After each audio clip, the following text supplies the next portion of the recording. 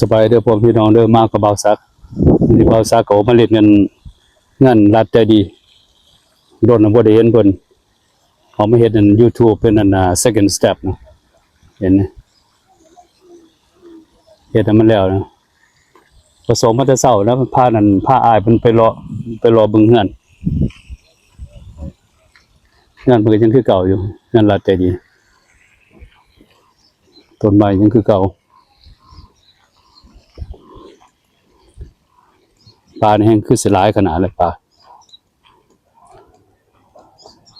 ตัวนี้ก็เป็นซาปลาเป็นคือสิหลายขนาดเลยเบิ่งประเทศยังนั่นไปจอบมึงเพิ่นบ่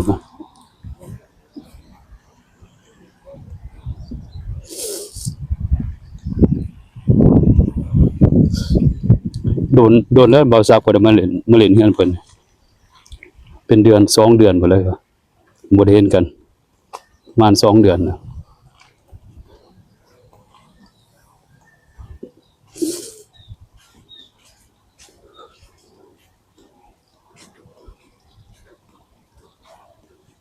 บ่สิออกมาแต่เช้าๆนะพาอ้ายเพิ่นไปเลาะเด้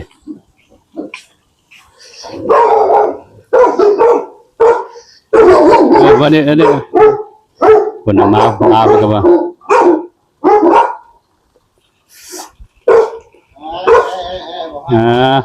มากระโดดใส่รถนะมาบอกให้อะไรโอ้มาลูกตัวนี้ก็ลูกมากับตัวใหญ่กันนะ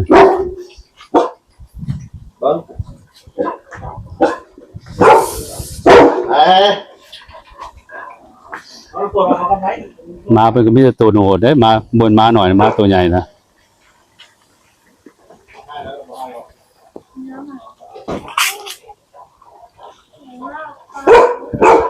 มาเย็ดนั่น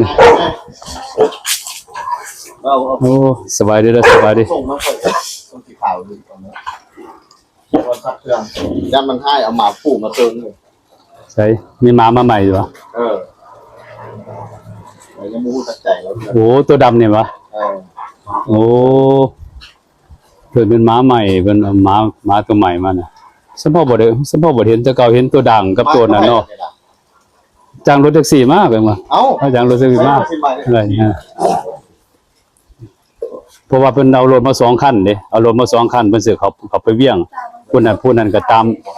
เพิ่นตามก้นกันหญ้าโพดมันก็เลยหญ้าก็เลยนะแล้วก็บ่กัดเลยหรอมันบ่ฮู้ใจเราก็โดนแล้วบ่ได้มาเห็นเพิ่นนั่นประมาณ2 เดือนหายสาบสูญเลย2 เดือนเลยยังเบิ่งคือเก่าอยู่หน้าตายังยิ้มแย้มแจ่มใสคือเก่าอยู่ไปขึ้นไปเทิงพูดเลยซะนะขึ้นเลยเนาะคือมูพูดขึ้นแบบพุ่นแหละเป็นนักพยานนำขึ้นไปเนาะตัวนี้เป็นสาน้ำเป็นสาปลาเป็นก็ยังคือเก่าอยู่สาปลายังคือเก่าอยู่จ้ะปลาเนี่ยหลายได้ปลาเนี่ยส่วนหลายมีแต่ตัวใหญ่ๆแล้วปลาเนี่ย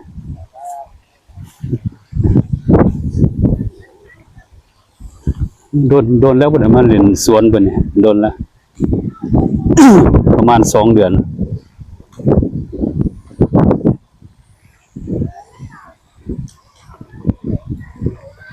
ก็มีคนมาตึกเบ็ดตึกปลาอยู่นี่นะถ้าได้เนี่ยมันตัวน้อยเด้ตัวใหญ่เด้ปลาแถวนี้ยามมันขึ้นแบบตัวใหญ่ขนาด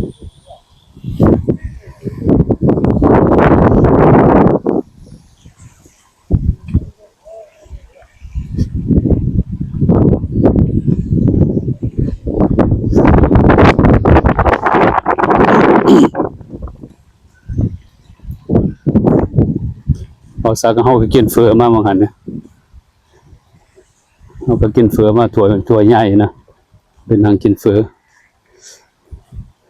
บดมื้อก็บ่ได้กินข้าวเฮาก็มากินข้าวประมาณ2 โมง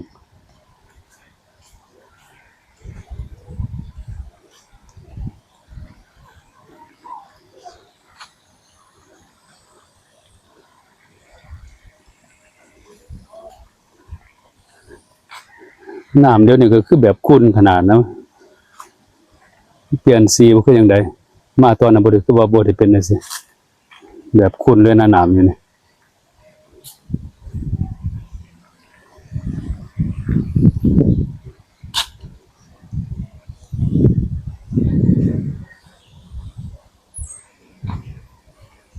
นั้นก็เป็นกระท่อมของเพิ่นมองเพิ่นนั่งเล่นอากาศเดี๋ยวนี้ก็โอ้เย็นดีขนาดนะ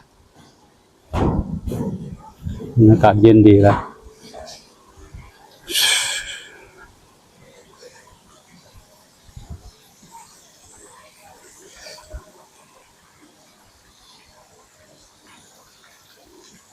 น้ำในคุณหลายเดือนนี้มาเบิ่งน้ำในคุณ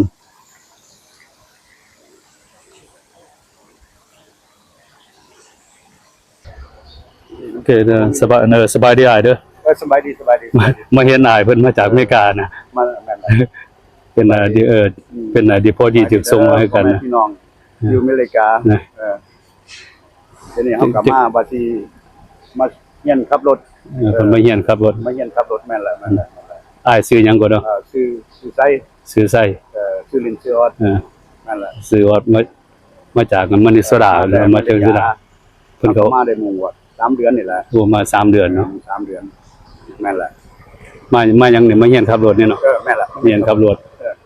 ตัวนี้ก็เป็นอันดีวีมองขับรถนี่ แม่นแหละแม่นคนขับรถเฮียนได้หมู่2เทื่อนี่แหละคันว่าไปหลอดก็โอเคไปเซ็งบัดนี้ เนอได้แล้วครับเป็นอยู่นี่มันก็ได้แล้วครับเป็น มันก็คือสิบ่ยากปานใด โอ้ธรรมดานะยุคพุ่นก็ยังยากกว่านี่ แม่น คือแบบตัวนี้แบบง่ายมีแต่ตูดไปตูดมาค่อยๆก็แล้วนะ ไปจุดมาเลยแล้ว มันก็ยังว่าดีใจนะไม่เห็นอายเพิ่นอยู่นี่นะเพิ่นเอาก็มา2เดือน2-3 เดือน 2-3 อยู่นี่ที่อยู่นั่นน่ะดงบักข่ายเนี่ยเนาะ เขาอยู่ไสสิถาบนแถวทัดหลวงแหละ บ่ตัวนั้นน่ะศูนย์ตัวแคมป์ อยู่ซุนน้องมะค่ายนั่นแหละ ดงบักข่าย ผมมาแต่หันอยู่ซุนน้องมะค่าย เขาก็อยู่หั่นแหละมาเนี่ยก็ได้8เดือนแล้ว8เดือน เจ้าไหน เนี่ยเป็นได้มากอยู่บ่อยู่เมืองลาวนี่ มันก็โอเคมันก็เปลี่ยนหลายเนาะบ่คือบ้านเฮาบ่คืออยู่พุ่นอยู่นี่มันก็เปลี่ยนหลาย แม่น มันก็เปลี่ยนที่ว่ามันก็สิค่อยลึงไปนั่นแหละ แม่นยังบ่ทันลึงเลยเนาะเดี๋ยวนี้ บ่ทันลึงค่อยเป็นค่อยไปนี่แหละเนาะมันก็เป็นบาทเดียวมันก็บ่ได้เลยเนาะ ข่อยยังใช้เวลาแบบ 2-3 เดือนว่ะพอสิลึงเลย มันยังตื่นอยู่อ่ะ นะ มันแบบไปฝากสด เคยอยู่แต่น้อยเนาะว่าปีไปเพิ่นตั้งแต่หลายปีแล้วกลับมื้อคืนเหมือนกัน ยากแล้วมันบ่ลึกเด้ เพิ่นก็ลึงแล้วลึงกันโอ้ยม่วนไปใส่ก็มีแต่คนหาคนแพงอยู่นี่เว้ย แม่น ไปกินข้าวพวกก็เอื้อนแต่ละเฮือนนะแบบสำบายนะ แม่น มองนี่ก็เป็นมองขับรถด้วยนะเป็น DMV มองก็ขับรถเฮียนน่ะบ่ขับขี่ แม่นแหละ คือว่ามันมาแต่ไสไปมาบัดว่ามาจากอเมริกาอันว่าโอ้ มาจากอเมริกาดูมันได้สุดามาเห็นกัน แม่นแหละ เดี๋ยวนี้ยังเหลือหลายคนอยู่ในศูนย์ เดี๋ยว ก็ นี้เพิ่นกรุ๊ปข่อยมามันก็เกือบ100ปลายพุ่นแล้วนะกรุ๊ปที่2ก็80มันเป็นกรุ๊ปที่1เลยที่ว่ามาบักหลายๆ คนก็เขาไปยามคนนั้นประมาณ2อาทิตย์ก่อนนะ แม่นบ่ เอาของไปฝากนั่นน่ะ ไปเอาของไปฝากกันได้ แม่นคือ แม่นบ่แม่นแหละคนได้ประมาณ ก็ประมาณนั้นตอนก็ไปประมาณ90กว่าคนว่า 90กว่าคนที่ยังอยู่หันก็มียังบ่ทันได้ออกเนาะ เพราะว่าบ่มีสปอนเซอร์เด้ ว่าบ่มีสปอนเซอร์ ยังรอท่าสปอนเซอร์อยู่ วันนี้เจ้าเปลี่ยนจักเทื่อละสปอนเซอร์จัง2แล้วบ่ บ่ขณะค่อยนั่นสปอนเซอร์ผู้เดียวก่อนนี่ก็ยังว่าโชคดีอยู่ผมมีสปอนเซอร์ผู้เดียวก็ ข่อยได้2เทื่อแล้ว จะได้ก็สู้ไปนะ อยู่ไป สู้ไป เบิ่งกัน ทุกสิ่งทุกอย่างมันเลี้ยวบ่เห็นในอนาคตนะ แม่น สู้ไปก็ขอบใจอายเพิ่นหลายๆเด้อ ๆ อยากสั่งอิหยังกับนั่นว่าอยากส่ง โอเค ขอความส่งหยังไปหาลูกหาเมียบ่อยู่อเมริกา ก็ หาหมู่ เดี๋ยวว่าก็บ่มีหยังหลายดอกมีแต่ว่าคิดฮอดนี่แหละคิดฮอดอยู่พุ่นนี่แหละว่า ทุกสิ่งทุกอย่างมันก็มีคุณเนาะ เนี่ย กับเปลี่ยนมันก็ยากนี่แล้วว่าเอาแบบนี้มันก็สิลึงไปดอกบัดนะว่าคิดฮอดพ่อแม่พี่น้องอยู่ทั้งพุ่นแล้วว่าขอให้ทุกคนสบายดีทุกคนเด้อ มีครอบมีครัวเด้อมีลูกเป็นหยังเนาะ ลูกจักคนกับลูกอ่ะ บ่มีลูก โหยังบ่มีลูกมีแต่เมียเนาะ จะมี โอเคก็ขอบใจเพิ่นหลายมาเห็นกันมื้อนี้นะขอบใจเพิ่นหลาย เขามาเวียงหมู่เพิ่นนั่นเอาไปแทสนั่นเอาบัตรใบขับขี่ก็มาแวะกินเฟอเลยนะมาฮอดเวียงต้องมากินเฟอเลยเฟอแซ่บอาหารเปิดเซฟ เฟอแซ่บมา3เทื่อก็กิน3เทื่อเนาะอาหารมันก็อาหารใหญ่เด้ออาหารใหญ่เป็นจังซี่แหละอยู่อาหารนั้นอาหารใหญ่คือแบบเป็นสันเป็นเฮ็ดแซ่บแท้อีกปรุงก็บ่เพิ่นเอามาก็บ่ฮอดปานนั้นหมดก็2-3 นาทีนะเฟอเนี่ย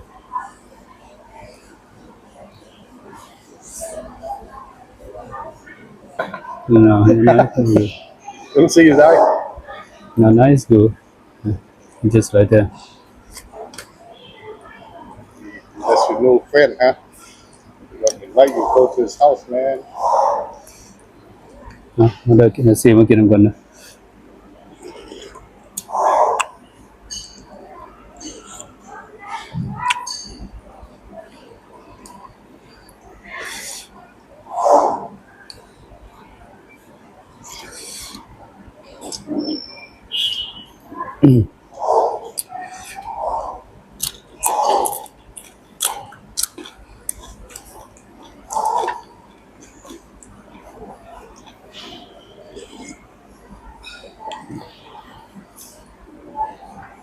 เนื้อถั่วเนี่ยก็พอดีกินถั่วนะเป็นถั่วหน่อยเด้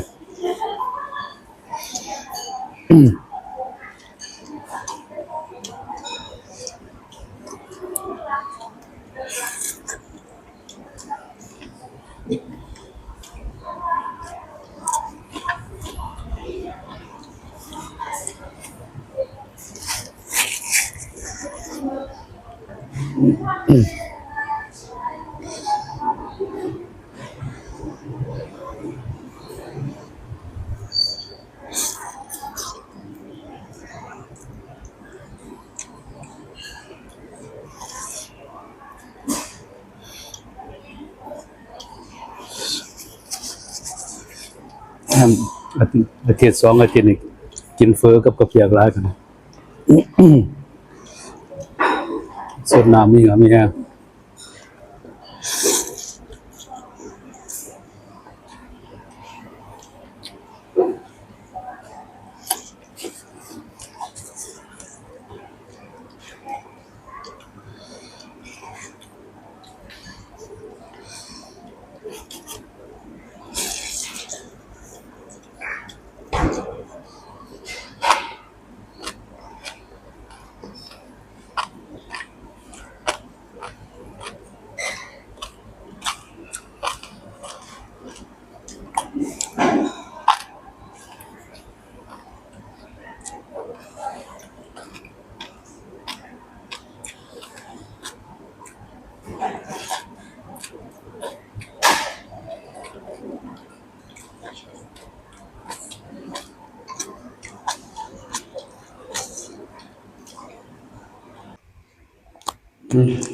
หลังจากออกไปเบิดมื้อแล้วก็มาเฮือนแล้วนะ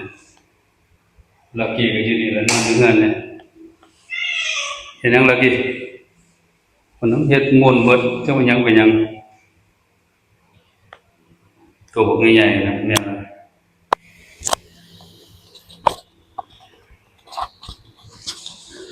นี่ได้กินกับนอนตัวใหญ่เมื่อยแล้วพาหมู่เพชรไปกับขี่ไปรอตลาดรอกินเฟือเขาก็มึงเงินนะโอเคก็ขอบใจหลายๆเด้อทำมากับคนไรคนแซ่บเอาชักขอบใจหลายๆ